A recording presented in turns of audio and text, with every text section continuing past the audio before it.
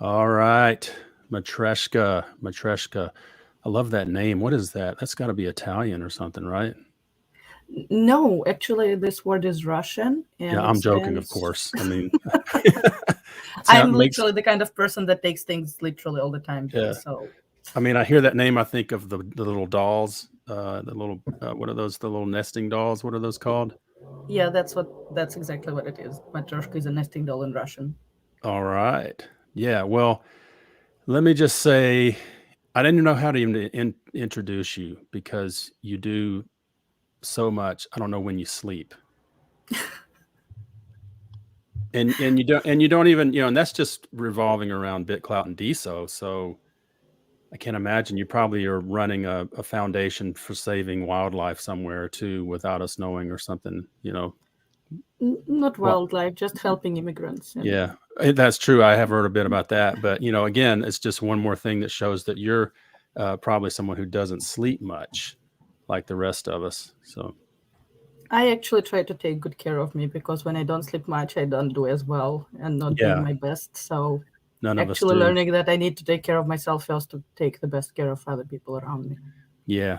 Yeah. If I don't get much sleep, man, I eat terribly. It's just like all inhibitions go out the window and I just want to eat as much junk food as possible. So that's the best diet advice I can offer right now.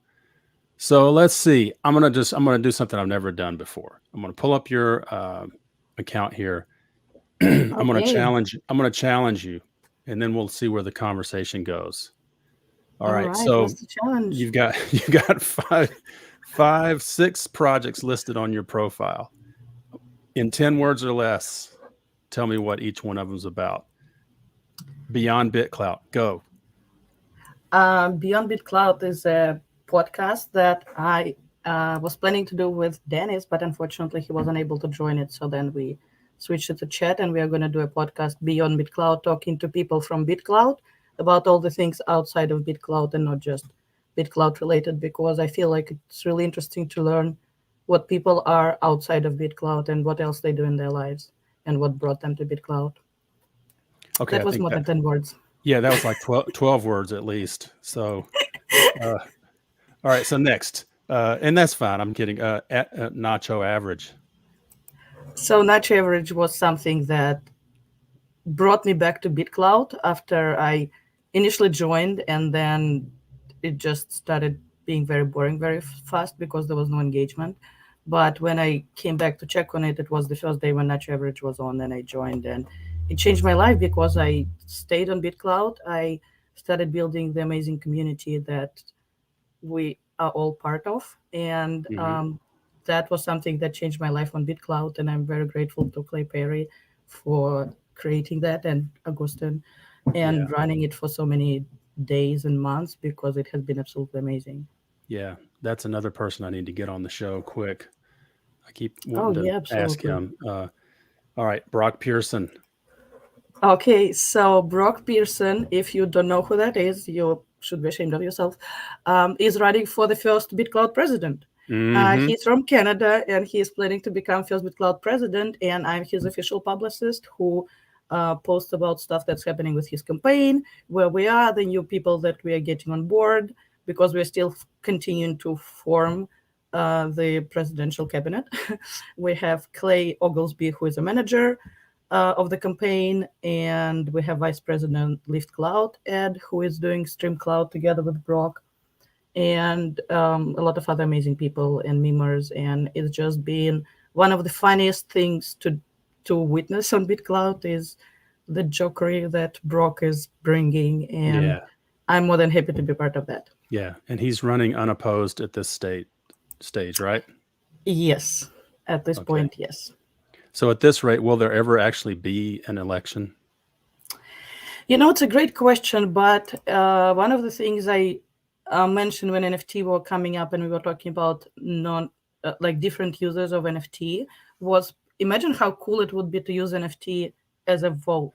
So Hmm. you can vote in election and then it's all on blockchain, it's all transparent, it's all there, you can always see Yeah. everything, and that would probably help a lot with voter fraud registration. Yeah. But uh, that's why like one of the first NFTs that I posted where people were voting about who they think would be the next person who will get verified on the platform, just to test it and to see how it works. And I hope that one day it will happen, that there would be an Yeah. election on Bitclout, and So Bitclout will become international, and yeah. but we'll see. We'll Well, it's see. international now. It's just not all over like we want it to be. But Yeah, so no, I mean NFT would like let us. We could buy. predominantly. So you could buy votes and resell them. I haven't thought about this, but technically, yes, you definitely can do that. All right. Here's one that I know you want to talk about. Matreshka. Oh, yeah, I absolutely love this project, which is in a very early stages of development. So Matreshka is a community project that has come about by people, regular people, complaining that they don't have a lot of cloud to participate in buying the Cloud Punks or Krasenstein, specifically BitCloud kids, because we were in the clubhouse room with them when they were selling. A few people, Be Dead and Flick Sparks, they were saying that, we're too broke to buy those, but we want to participate in that and we want to be part of that. So that's how the project came about. You've seen the picture. There is a picture that at the very top that with Wilfred Chung on there. If you click Oh, on so it, you will that's see that he Wilfred. has. Yes, that's Wilfred Chung. And on his chest, he has names written. So what happened then, they were at Sicily meetup, which was the first European meetup.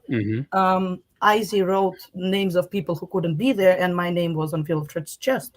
And I just saw it in clubhouse room. Somebody showed it to me, and I'm like, wow, there is a man who had my name written on his chest, and I didn't even know about this. But it was very funny and cool. So that's how we came up with the idea of doing Matreshka, where all you have to do is write Matryoshka on your chest, take a picture, send it to me, and that would be part of the community NFT project. So this is the first community NFT project, and then all the money that hopefully we'll get from it will go back to the creators who submitted their Matryoshka chests to be part of that project. So Wow. yeah, and it's open to both female and male. I already received quite a few submissions from very different people, and quite a few verified people participate Wow. in that too. So if you're watching this and if you want to be part of that, it's a lot of fun. Definitely figuring out how to write on your own chest or have somebody help you with that. It's pretty cool. So if you want to participate, I would be more than happy to have you on board Wow. with this project. All right. So that gets us through the whole list of your what you have listed on your profile. Are there other projects that I'm not Yes, no, aware of? there are two others that we haven't mentioned yet. It's Love4Src and DesoLabs. Oh, So right. this Yeah. is Sorry. the Those are at the bottom. I forgot to note it. And those are probably, I'm thinking, pretty important to you right now. and it's Love for okay. I will. Source. Love for Source is LOVE for the number 4SRC. Correct? Yes, Right. yes. And DesoLabs is just this DesoLabs, and you can see all of this on my profile. So DesoLabs and Love4Src is the node that Country has built and is running. And as of right now, I am there in the role of creating the profiles of all the people that we want to feature. We want to create like a library of software engineers and developers that are working on that project. And also in the future, I'm going to be helping with content curation on the node as well. And And that if you node is the DesoLabs node or the Love for Source node?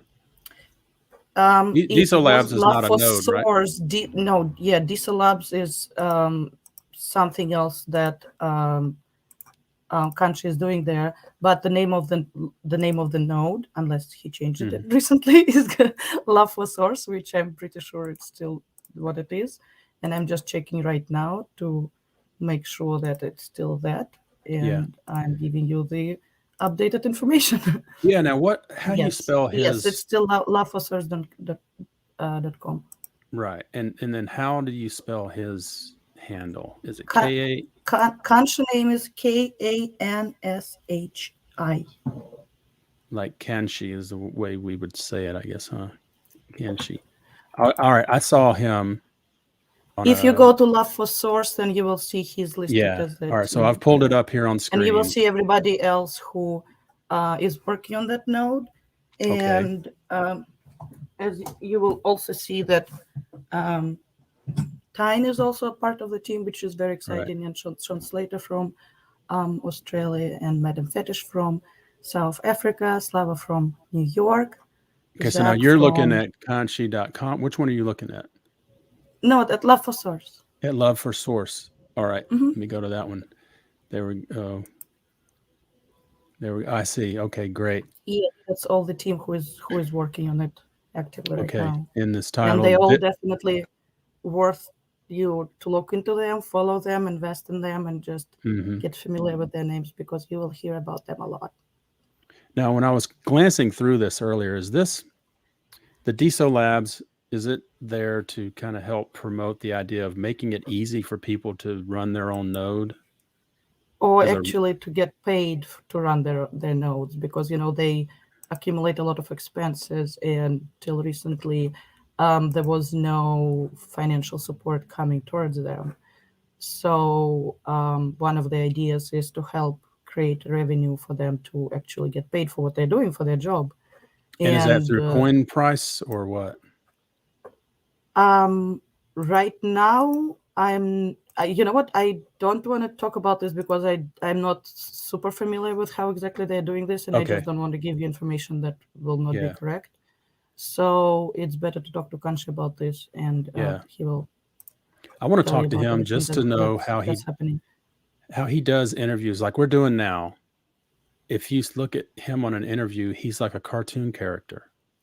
Yes, That's amazing. Well, the first time I saw it, I was like, that is just incredible. And it makes me want to yes, do the same thing.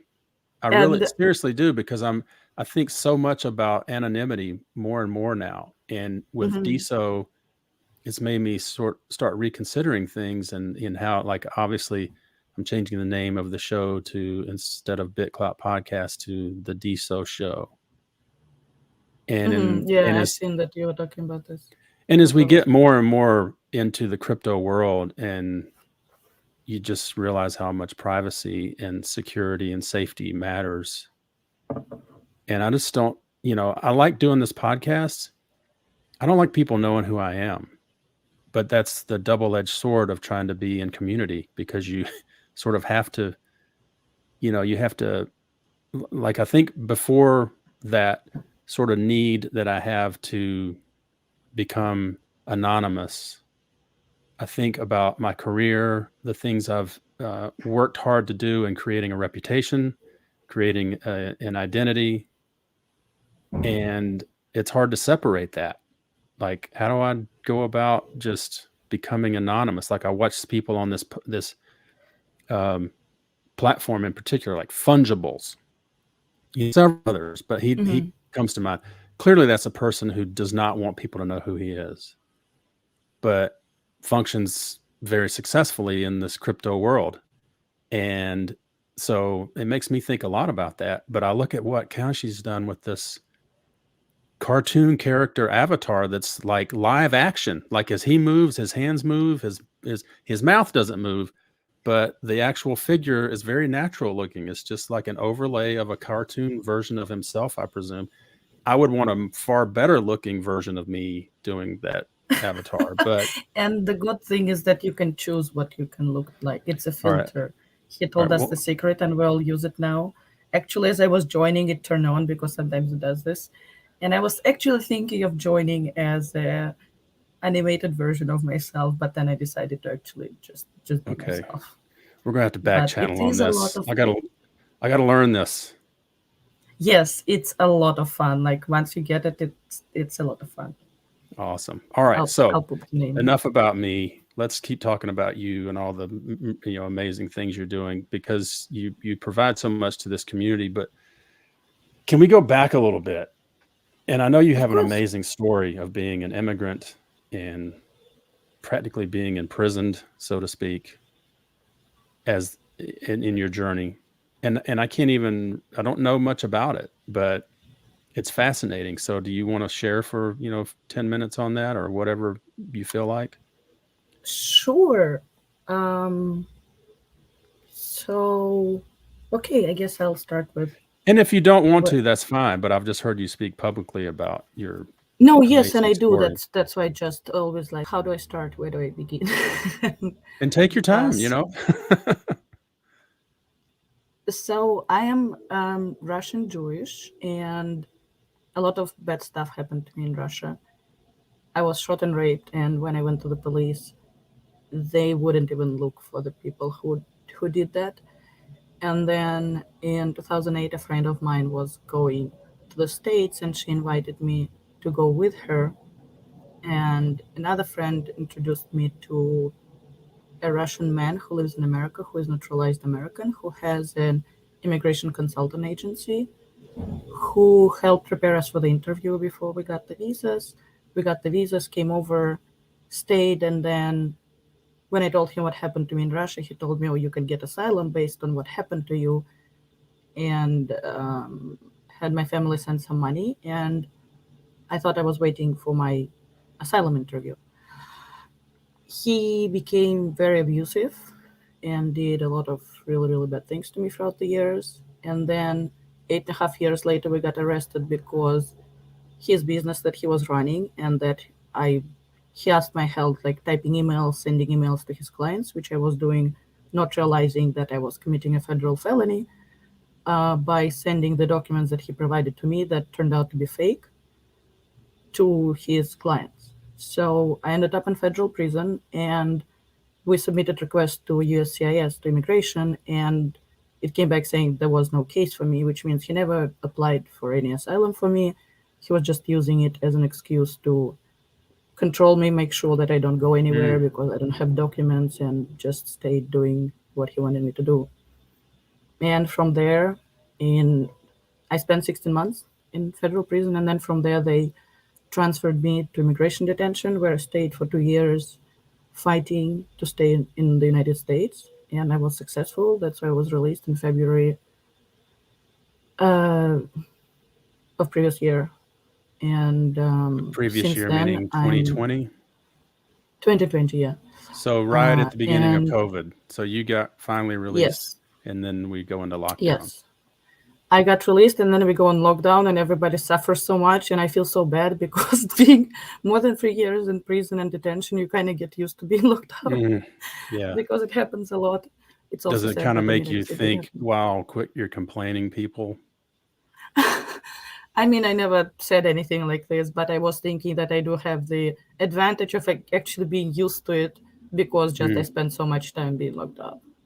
Wow. And then in that Yes, and detention, the detention facility, what was that like? Was it like worse than prison or better or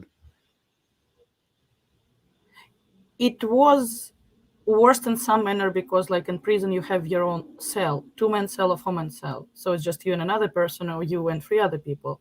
In detention center, it's 118 people, all in one huge big room, which is like mm, broad into section in few sections, mhm, but like you all together. So if you like can imagine the level of noise that's there every day, all day, and in the night, because people need to do their bodily function, what it's asking them to do, and then right. they also need to cry when people sleep, so they're not embarrassed that they're crying and breaking down and whatnot. And it was very, very loud, and although it was privately owned by Geo Group, who I hate with a lot of my heart, after living there for 2 years, the conditions is there are not really much better than in federal prison at Mm, all. And the worst thing is how they treat people, because although it's called detention center, but as the person who has been both in prison and detention center, they treat you the same. They treat you mhm, very, very bad. There is a lot of abuse happening, and that's actually where I started finding my voice, because seeing immigrants being mistreated who come from another country, who have no idea how things are, what rights they have, and how they should be treated, and just being afraid of everything and anything. I felt really bad seeing them being abused and mistreated. And that's where I started like speaking up for them. Because I didn't really, at this point, I didn't really care that much about myself. And I wasn't scared of what they can do because they already showed that they retaliate against everything. Like if you try to do something, but I was just really, really fed up with other people controlling other people and abusing them. And so I started doing that and becoming voice for like a lot of detainees that were in all those dorms. And So how did you when I become was an advocate for them without suffering retribution? well, that's very tricky part because I have to be very careful about what I say, what I post, and what I do, Hmm. All right. because I So, do but know that they can were you doing potentially. that in prison in when you were in the facility? Were you advocating for others or just trying to navigate it for yourself? Yes. So I started with navigating for myself because I didn't have. Well, this man never paid me, so I never had any money to afford immigration attorney who are incredibly expensive. So I had to represent myself in front of the judge, and I started learning immigration law. And then all the people who come in, most of them cannot afford attorneys, so they need some guidance, and they very quickly started coming to me. And I was working with attorneys from Esperanza. It's Catholic Charities. Hmm. They have attorneys coming in and consulting people for free. It's nonprofit, and I was working with the attorney from helping a lot of people, and then also standing up for the rights in the dorm, and when they were mistreated by the officers and lieutenants, and also try not to get into much trouble myself while doing all of that. Yeah. But yeah, that's where I started my advocacy and just calling organization, trying to find attorneys, sponsors, bond money for people who are stuck inside and who need this. And then when I got out, it just naturally continued because a lot of my friends were inside and they would all call me asking for help, and I would just try to help as much as I can. And of Sure. course, being outside, having resources is so much easier than when you're inside. You don't have any internet, you don't have any way to find any information, and just like finding a phone number for organization takes a week of like Hmm. trying to somehow get it. It's really, really Right. hard. So So yeah. how did it did you have cases where you were there for 3 years, right? uh yeah, well, altogether, yeah, a little more than 3 years, yeah. Okay. During that time, with all of your advocacy and helping other people, were there cases where you're trying to get yourself out and you're navigating your own case? Were there times when you helped a person, they were able to get out way before you, and you're just kind of stuck there like, wow, I got them out. I can't even get myself out. Did that ever happen? Oh, many, many times. But I've never thought about this like, oh, they got out and I'm still here, because like everybody has their own journey, and like with immigration, everybody has its own process. And once, if your asylum gets denied, you go to the Court of Appeal, and then you have to wait 6 to 9 months until they decide, and you're just stuck in there for that time, and you're just waiting for them to make the decision. And then if they send it back, that's another month until they send the court, and then it's a first court, there is another court in another month, so everybody knows the processes, how they happen. And yeah, there were, in the time that I spent in the 2 years, I probably saw like thousands of I like to doing that, sorry, thousands of women go through that facility, and majority of them got out there before me because it took Hmm. me 2 years, like I said, to get out. There were some people who were still longer there than me, and somebody who I helped get out after me. There were a lot of people who got out earlier, but I never felt like bad. I was just excited that they're not there anymore. Yeah. And And so now I have friends like all around the United States, from like countries all around the yeah. world, and it's pretty amazing. How did you keep the faith? I mean, how were you able to not get completely despondent watching that flow of people coming and going and you're still there? I found God when I was in prison. So I took everything that happens in my life as it's part of his plan. And I was like, when making like the hardest decision, I was praying a lot to help him guide me in what to do. Hmm. Because honestly, it's much, much easier to just give up and say, yes, deport me. Because that doesn't require much of anything. You just give up. And that's pretty easy usually. But like continue to fight despite the fact that you were denied that one, twice, 3 times. It's takes a lot of believing in what you're doing, I guess. And faith is what actually helped me so much through that, because I just accepted it that that's where I'm going to be right now, and that's okay. Hmm. And I'm working towards achieving something that I really, really want in my life, and I will get there when I will get there, and just taking Yeah. it basically one day at a time. And Mm. actually, surprisingly, even I learned the book. I read a book, The Untethered Soul, um, by Michael Siegel, and it. I learned how to be happy while I was inside there, and that Hmm. was really crazy because that's what made me realize, okay, I'm fine now. I'm going to be fine, like no matter what else will happen in my Right. life. Does that give you a sense of knowing that you can be happy no matter what now? Yes, yep.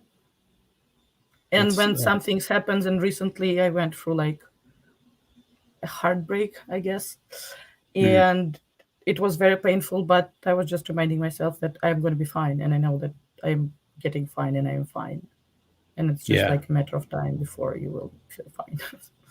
So yeah. So aside from your own success story, which was hard earned in that whole journey, what's the one that stands out the most in your mind as far as like a relationship born out of this between you and another person, and that maybe it was just a story of like they've had a remarkable turnabout in their life because of your involvement with them and helping them get out and where they are now?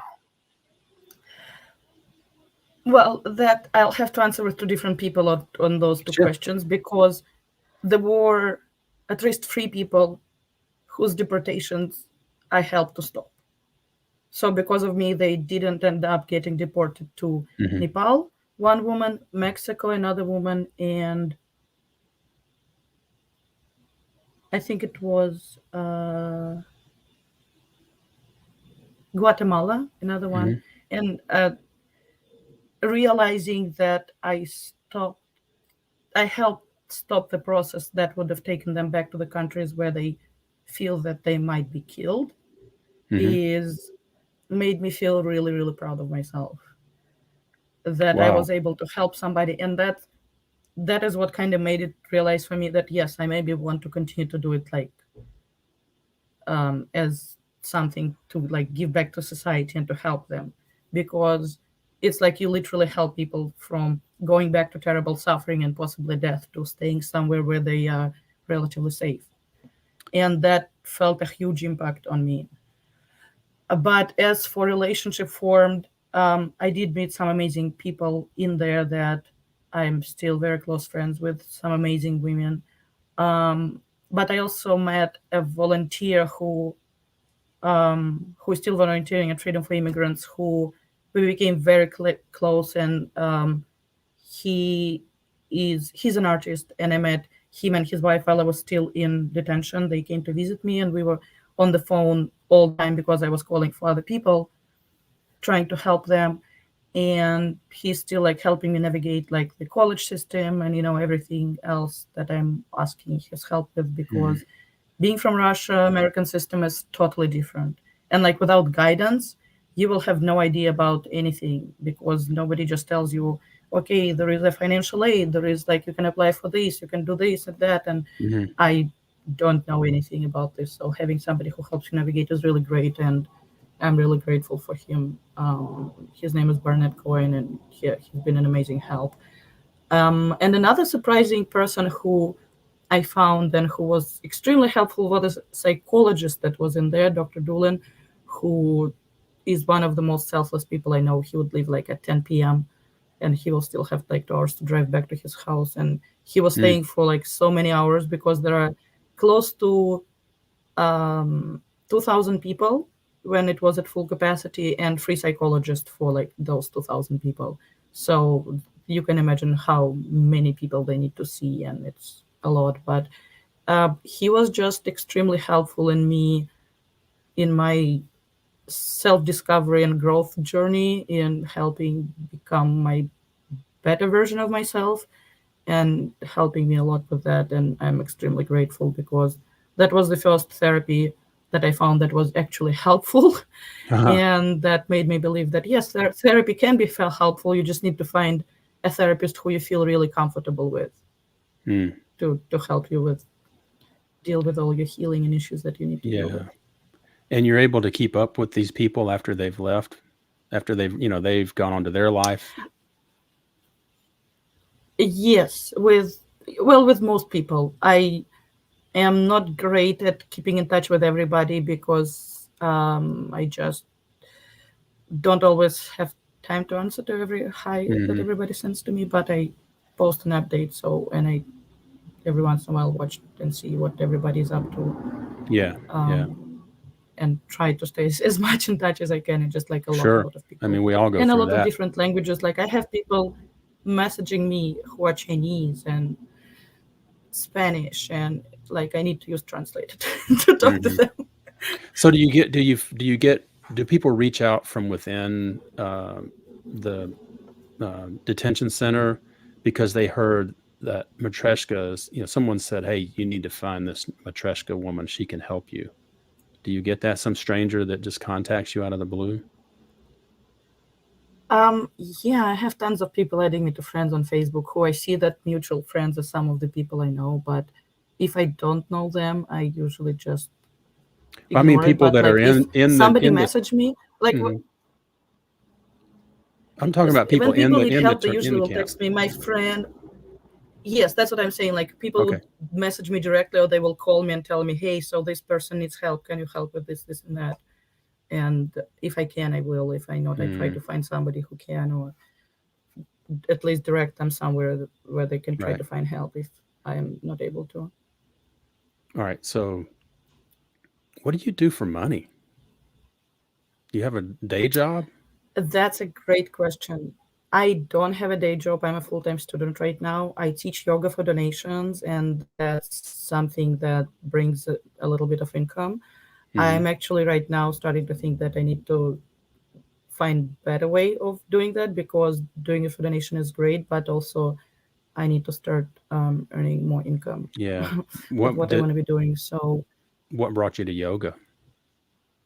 um, it's funny. What brought me to yoga was the fact that where we moved, they didn't have a Zumba class in the neighborhood. So my friend, she was like, "Let's go to yoga," and I was like, "I didn't really. I'm not sure I want." And she was like, "Let's go just once. If you don't like it, then you don't have to go again." And we did, and I loved it. And I started practicing more and more. And then I started practicing at home by myself, doing some Instagram challenges because they were doing some crazy yoga poses that I was so looking forward to trying, and not just like regular stuff that they do in Yeah, not advanced classes. like the kind I go to. And or at least like to go sometimes, yeah.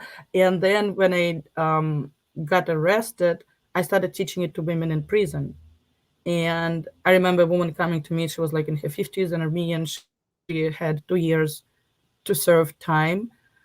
And she told me that, Anna, while practicing with you for an hour, I forgot I was in prison. I forgot I still have to do 2 years of my life. I have to do all of this terrible, like, and she just forgot what she was. And she was happy for that hour that we were practicing. And Mm, it also made me realize that, okay, it's very helpful, not to just yourself, but to other yeah, people. So I talked to a counselor and actually started doing classes there so women can do the classes and earn certification to show to the judge that they were not just like spending time in there, but actually doing something useful for themselves. And yeah, having a certificate to show the judge that you're doing something useful is always always a good idea. So yeah, I was doing that. And then when we went to immigration detention, unfortunately, they wouldn't let me officially teach them, although they had yoga mats in the room, because they hmm, said one detainee cannot do something to another detainee, although we have detainees cutting our hair. So that, doesn't hmm. make sense, not logical, but it's how things are there very often. And I would just like teach girls in like the soccer field where we would go, or just in the dorm. And I had a girl who learned how to do splits, and then she got out. She actually sent me a picture of her doing that somewhere else, and it was really cool to That's see great. because, yeah, yeah, That's great. All right, so yeah. let's. All right, so here's the thing. You've got an amazing story, and y- you, how should I put it? You're a person who uses your time wisely. I can tell. Why do you spend so much time in, like, what about Bitclout and now Deso has driven you to spend so much of your energy on it? it's the community. It's as simple as that. I have met amazing people, and not just amazing people, but in front of whom I'm not, I feel okay to be just myself. Hmm. Like, very often you meet people and you have those chit chats and talking about the weather and all of that. Like, I'm not really great at that, and I don't know how to do that well. But in here, I feel like I can be the real myself, and it's fine, and nobody's gonna judge. Well, maybe somebody would still judge you. I mean, people judge other people all the time, Yeah. but it feels like the place where I can be the most open, the most vulnerable, and be okay. And I met other people who feel similar and who have seen being vulnerable, share their amazing stories, and I just love it. It's like the Hmm. place where you can be real, and that's the only social media that I have came across where I feel like that. And meeting Nacho community and everybody on there and getting to know each other, it also feels that a lot of people that I met that I've known them for years, although I just met them in March. I Yeah. registered on Bitclout on March 27. I think But that it was. feels like, I think that's when I did something oh, somewhere really? within a day of that. I can't remember the actual, maybe the 26th or 28th. I can't remember, something like that. Nice, nice. Yeah. Yeah, So we're it, OGs, man. oh, yeah. Yes, we are. And just, it's been a lot of fun. And even with all the prices going down and up, I'm not really concerned about this much because, first of all, in crypto this will happen all the time, and we Yeah. have been warned many times that that's how it works. And Hmm. second of all, is just like I'm not primarily concentrated on the coin price, but more on the Yeah. people behind the handles and people who I meet, Right. and that's what I love about this platform. Yeah, I have to kind of remind myself to look at the price most of the time. It's like I have to consciously go, okay, well, like haven't looked at this in forever. Let me look. It used to be every time you go on, you're like, what's the price? What's the price? And then you just forget Mhm. about it. But and so Nacho average, I mean, I knew that you were involved with that. That was one of the first things I think you really put a lot of effort into. Mhm. And I got to tell you, I've only been on Nacho average call once, and I regret that. And it was for a very short time because it was during the CloutCon sort of breakout room, and that was Mm. the only time I did it. And I was somewhere in public, and I could only talk for a moment, and I said hi, and that was about the extent of it. And that was everybody was perfectly great, and made me think I should do that more. But like I gravitate to Clubhouse really for only one reason, and that's because I can just listen, and Mm. I can just go into a room and just not talk. I don't have to go on stage or anything. And I guess I'm nervous about the call. Like I feel like I have to join in or be on. Yeah, how do you got to kind of be in play when you're in that. Is that the way it goes, or? Yes and no. Like it's perfectly fine if you come in and you just stay to yourself and just mostly listen. And we have even people who would write that they're away from keyboard and they're just listening. Hmm. And that's fine too. Like if it's your very first time coming in, then people might ask you to show yourself just to know that it's you, or to just Yeah, yeah, say I don't have a something that problem they with know that. it's you. But But other than that, and only the only reason that even we have to do this was because there were people coming in with bad intentions, being bad actors, and that's the only reason why we're kind of now want to make sure that whoever we have in the room, we know who that is. right, Um, right. but you can absolutely also just stay and listen as well And if is it that's what is you it are, because moderated, so to speak? Like you have a clubhouse room and a moderator, and they. no, not really. Like the only moderation, if somebody starts act, we have right now it's a node operator in Nirvana. Before that, it was just like hosts and co-hosts who would just make sure that there is no like nobody's abusing anybody, everybody's being Mhm. respectful to each other. That's the only thing, Yeah, the only and rules it's there. Be just respectful to other people. it goes 24/7 Yes. still. Yeah. Yep. Has this is a Zoom call, right? Yes. That has never ended. Well, it has to reset every 24 hours Okay. because Zoom doesn't allow you to run it for more than Oh, 24 okay. hours without resetting it. Hmm. But yes, it has been running nonstop for all those months. And Wow. actually, as far as I know, we're gonna make an event for the Halloween. There's gonna be a party, so you're more than welcome I'm to gonna come have to in. come. Then I can dress as Yes. somebody else. Yes, and I put the name of the app that allows you to do that on the computer. All And yeah, right. you can come in as whoever you want to be. That's awesome. I keep saying I'm going to do it, and then I get on to other things and forget. But maybe you need to email me one day and say, "Hey, I'm on. Come on, let's talk." And I'll be All more right. prone to All do right. it I will then. definitely friendly poke you Yeah, to remind you about that. I Absolutely. respond. I respond to pokes pretty well. Okay. I Yeah, I have no will trouble definitely do doing it. And I've spoken to Clay a few times. He probably doesn't remember me, but I mean, I always love when he comes on Clubhouse because he's just so casual and smart, and you can tell why he's been successful with pulling this off. It's the damnedest thing, nacho average. Who'd have thought of that? But apparently he did. it. Yep. And and the great thing is you guys don't have to rebrand now that we're DeSo. That's true because it's still not average. Right. Yeah. And I Yep. started to take a picture of something the other day. I was at a golf thing, Top Golf, and they had the nacho average nachos. And I was like, I need to take a picture of that and post it for Clay. Absolutely. Yes. Absolutely. Wow. So, all right. So what's the thing you're spending the most energy on now that everything's related to DeSo? Like that this is the new path. Where's your focus?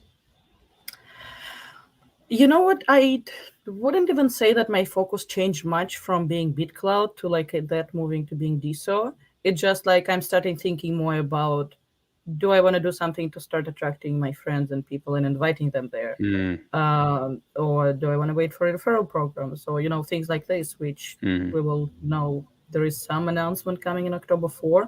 I don't know if it's going to be about the funding or from the foundation or what else, but I'm very excited to learn what it's going to be. And I will just continue to, build and get involved with the community, continue to do Stream Cloud every Thursday at 7 p.m. Pacific time, where we have the meme battles every week, and it's All pretty right. Tell us amazing about if you that. haven't checked it out. You got to tell me about Yeah, if that. you haven't checked it out, you definitely got to do it. So this platform loves memes, and we have Hmm. tons of meme creators. So every Thursday at 7 p.m. Pacific time, we have a meme battle where you This is get on the Nacho opportunity to Average. win. Is No, this on it's on Stream Cloud. On Stream Stream Cloud, Cloud? it's Okay. Stream Cloud, just like Stream and Cloud. Okay. It's hosted by Brock Pearson and Ed Lift Cloud, actually more by Ed even. Hmm. And you can get an opportunity to win the Micro Influencer of the Week and be presented that award. I won it once, the very first time when I joined the stage, which was amazing. My first time really, really doing memes. And you mentioned earlier that you like the idea of anonymity. A lot of us have separate meme accounts where when you are posting as a memer, you can post basically whatever you think, even something maybe a little like rude or Hmm. erotic or whatever, and not be worrying because you're doing it as a meme, Hmm. just like saying it as yourself, which Right. allows you much more freedom to actually express yourself. And I just recently started doing it. I've never memed in my life, but it's a great outlet to just Mm. like to joke, Yeah. laugh, and laughter is the best medicine. So Yeah. every Thursday at 7 p.m. Pacific time, we have it on StreamCloud. You can watch Twitch and chat with us as you're doing it, or YouTube channel and also chat, and we read the comments and respond to them. And or then you can also rewatch it later on YouTube if you want, if you missed it. But Yeah. yeah, it's definitely a very entertaining thing. And I have invited Nether, aka Okay. Diamond Hands, to join the Stream Cloud as well. So we're gonna talk with him about when he might be available to actually do that. Yeah. But yeah, that's Yeah. I keep something you inviting him. definitely want to check out if I keep asking him to come on the show, but I get ignored. But I don't care. I mean, it's fine. Someday. But and he's it. very, very busy. I So know. I know. It doesn't hurt my yeah. feelings. And I've kind of, I don't know. I think about how I pick people to be on the show or ask them, and it's very random. Like, I don't even have a list. I was thinking today, I should have a list of people I really want to get on. I'm just very like in the moment. Like, I saw something you posted. I'm like, yeah, I've been wanting to get her on the show. I should do that. So I hit you up. And that's about the extent of it. And that's probably why I don't do as many episodes, because I'll just hit up 3 or 4 people and hope 2 of them eventually come on, and then I don't pursue other people to fill the pipeline. And then like you and I did, like we tagged back and forth for 3 weeks. Like I couldn't do it, you couldn't do it, and I got to get better at that. But that's just the way I do it. I see people and I just am struck. I'm like, yeah, I want to talk to them, and it's kind of that simple. So I've kind of lost the concern about a person's relative influence as to whether I should have them on, because I've had people from all walks of life, and everyone's got a great story anyway. So it's just, but I still want to get Clay on here. So tell him. Yes, definitely get Clay, and definitely get Country and Brock if you're interested in memes and all of that, Brock. and Chad. Yeah, just to have Brock do an imitation of Sir Rhett. Oh, yes. Oh my God. That's one of my favorites. Yeah. Maybe I'll have both of them on. Yes. They were planning to do a hyped event, which never happened. So we still just didn't really have them both go at the same time, except for in the clubhouse rooms. Rhett was on the show. And I was like, slow down, buddy. I didn't say it, but he was just, I'm like, just take a breath and let's relax a little bit. He's so smart. And later, after we did the recording, he was completely chill and relaxed. I'm like, why didn't you do that during the show, man? But he's so passionate, and he's like, he's got to get his message out. And he's just like, I got to keep talking until I keep telling you everything I want you to know. But to hear Brock imitate him, it's one of the funniest things. We have a running joke about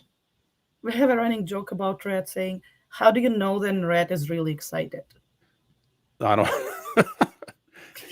always.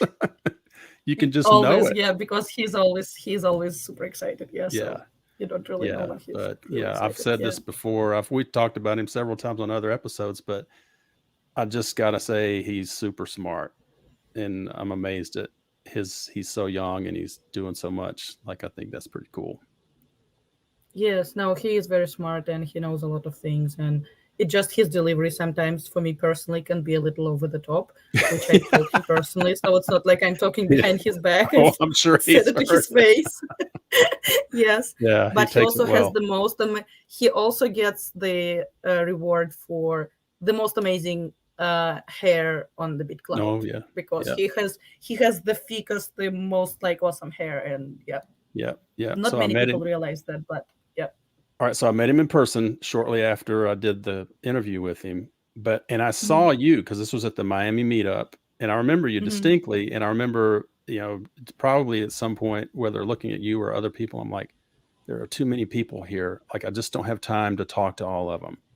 And I regret that, but that's just a fact of life. There were 150 people in that room, and you only had a couple of hours. And to top it off, and of course, half the time you're talking to people you already knew. Like, you say, oh yeah, I know you, and you talk for 10 minutes or whatever. Somebody grabs you and talks for 30 minutes, but it's just it was so difficult. And to top it off, it was so hard to hear what people were saying to you. I mean, the music was so over the top loud, at least where I was standing. I was like, oh gosh, I don't even know what Nigel Eccles just told me, because I was like, I want to hear what you're saying, but I can't hear you. And so that was the way that went. But it was great fun, and I hope that we do it again. That there is a CloutCon, and I presume Miami also, next year. There is also Deso Beach meetup in Florida, Tampa Bay, November 5th through 7th, which I'm going to. Are you going to? I thought that was sooner than that, but I really doubt that I can make it. But I've heard Michelle talking a lot about that. So, and we'll hopefully have her on here to talk about that pretty soon. So I love seeing what she and Katie Ann have done, and what you're doing. And, there's people that are just your natural community builders. And you just, like Michelle is a classic example of somebody who just keeps coming and talking, and then all of a sudden becomes a leader. Because for the earliest parts of her being around Bitclout, all I remember was just basically her giggle. And, she'd be on a clubhouse room, and you just hear her giggle at what people would say, because she's got this highly unique laugh. I was like, oh, I know Michelle's in the room. But then, like then there was this transition where suddenly she was running all the rooms, and she's like kind of cornered the market on the, shows on Clubhouse. So I love seeing that. Yes, I love how much she has done on Clubhouse and now with organizing everything for this Miami meetup. Hmm. Not Miami, sorry, Florida, Right. Tampa meetup. And like whenever I remember hearing her and Katie Ann on Clubhouse, they're always so supporting, so Hmm. loving, so just Right. always sharing their light and love with everybody. And I absolutely love them and adore what they're doing. And Yeah. I always love meeting like-minded people who do things like that. And I'm really, really excited to meet them in Florida. And William Yeah. Laurent as well, who is now back from Tokyo and with us here. So Oh, that will be very exciting yeah. too. So it sounds like it's becoming a bigger event than I was expecting. When she Yeah, started this, I thought and it was like, hey, just local people, let's get together. And now it's becoming like a big meetup. And now I'm really wishing I could get yes, down there for that. that's how most of the meetups happen here. Yeah, you Hmm. start with like few people saying, "Okay, let's do this," and then it just keeps growing and Right. growing. And Which is when partly you why start I personally don't want to inviting do one. people, like I'm going, Yeah. well, you can choose how much part you take in any event. You Yeah, can that's just true. come and chill, or you can come do podcast with somebody, or I just know, but people, whatever you see, want to do. It's I think about that. Like you go to these, you think, well, I'd love to interview so and so and so and so and so. You can't. It's just everybody's going 100 miles an hour talking to everybody else. It's like you just got to go enjoy and relax and be social, which is what it's really all about. And you know, yes, and also if it's for a few days and not just for one, like oh, it it was in is. Miami, then you're not as stressed out to talk to everybody because in there, like you said, we have 2 hours and more than 100 people to Yeah, talk, and yeah, you can't just physically. And many people felt like this. I felt like this. Krasenstein brothers, twins, felt like yeah, this. Many other people, yeah. But in here, it's few days, so you have few yeah. days to talk to all the people who are there. So you're not as compelled to quickly talk Right. about everything that you can in like 5 minutes, and it's Yeah. much more relaxed and just more like they have beach games and pub crawl and things like this that they're going to be doing. So I think it's going to be much more relaxed and very enjoyable. Cool. Cool. Are you in Florida, or where are you located, or do you want to say? No, I'm in Los Angeles, California, Okay. but I'm flying to Tampa Yeah. to be See, there. I'm near the Atlanta area, and that's a day's drive for me. So it's kind of like it's that weird sort of radius where it's like, wow, it almost be easier if I lived farther away. I could feel like I could jump on a plane. But when you live in a drivable distance, it's like, well, now I got to drive all day to get down there and drive back, and because it is Yeah, there are a few really. people trying to decide if they want to drive for 4 hours to get there. Yeah, well, I mean, from Atlanta, it's by the time you go to the airport, check in, fly, get your rent a car, all that, you could have made the whole drive.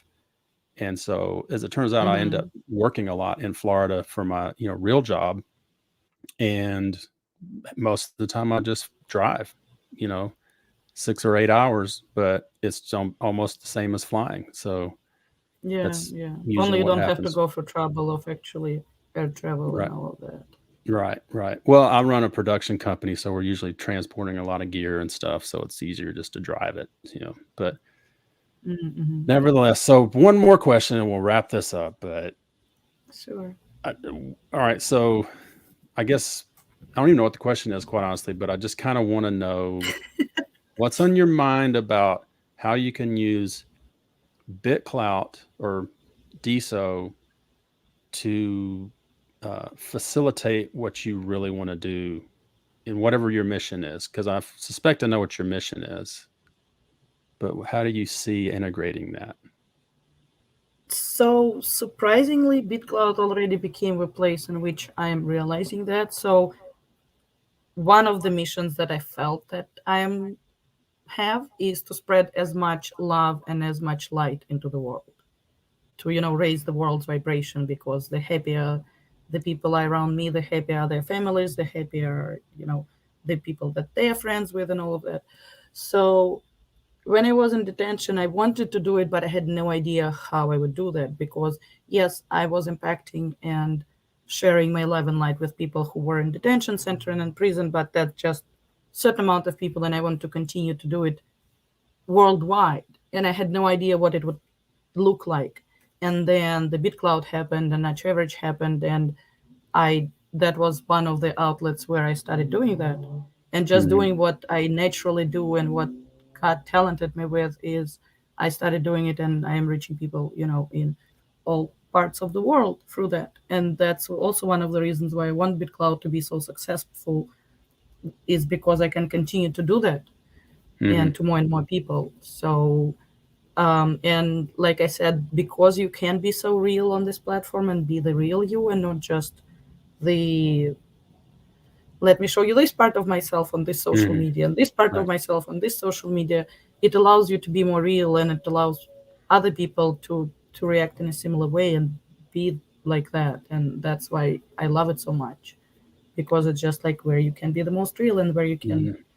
do what you want to do with your life and Sure. find your way, find your place, find your niche, find your space here among all of us with what we're doing. And so BitCloud, as I said already, helping me to realize this. Um, but I'm still looking for more ways to bring that into life, and we'll see how it will come about. I'm still working it out. So there will be, and I'm not, you don't have to answer this, but my prediction is you've got a project brewing in your mind that you might bring to fruition on the platform that drives this and propels your ability to spread that love, right? Am I right? There are a few ideas that Good. I'm working toward birthing, but they are far away from being there Yeah. yet. Take your time. It'll come. It'll come. I go through And this all the like time. one of the ways I do want to achieve it, I that was the question I asked Diamond Hands in the dinner that he has with Dr. Cat had with Hmm. Dr. Cat Cohen, was if he will be willing to appoint like a community liaison between the core team and the community, because and that was when I asked, he was still anonymous. It was still Diamond Yeah. Hands, so there was Yeah. no actual face that we could interact with. We had Fast Freddy and Topaz and SJG and other people, but it's still different than you actually have a face Yeah. and you hear a voice than anonymous account just posting something, because there is always, I heard from many people that they're afraid that they will just like disappear one day, and then there is no way to communicate with anybody. Yeah. So I offered myself and Chat to do that role, because we know a lot of the community, we already Right. do that kind of thing. So we'll see if he responds to that or if he will want to make it happen. Um, but I'm also very glad that he unveiled himself and showed himself, because Mm. although those on us who really knew things, we knew that it was him behind the BitCloud because of the cease and desist letter, and Right. we knew it for months, but uh, he didn't want to be Right. known. So it's really kind of gives more trust, I guess, in the platform, because it also shows that they believe enough to actually come out and show that, yes, that's me, I'm Right. behind that, and I believe in that. So that was great, and we'll see what happens. But Well, I take do your believe that there time. are some big things coming for platform and for everybody on Yeah. here. And Yeah. And for you, take your time. But whatever DeSo and BitClout need to be for you, it's going to reveal itself. And I think you know that. You don't need me to tell you, but it'll come to you. thank you. Yeah. Well, I can't thank And you thank you for enough. having me here. Yeah, I'm glad we did this. So now, when I see you in Florida, probably someday, or maybe LA, I go there occasionally, or I did before COVID. Then definitely, So definitely let us know yeah, when you're coming, because we have quite a few people living here, and we right. actually ASG might be coming here on Saturday, so we might all meet Yeah, for that. yeah, So yeah, let us know. right on. Matreshka, thank you very much. Thank you, Bill. Thank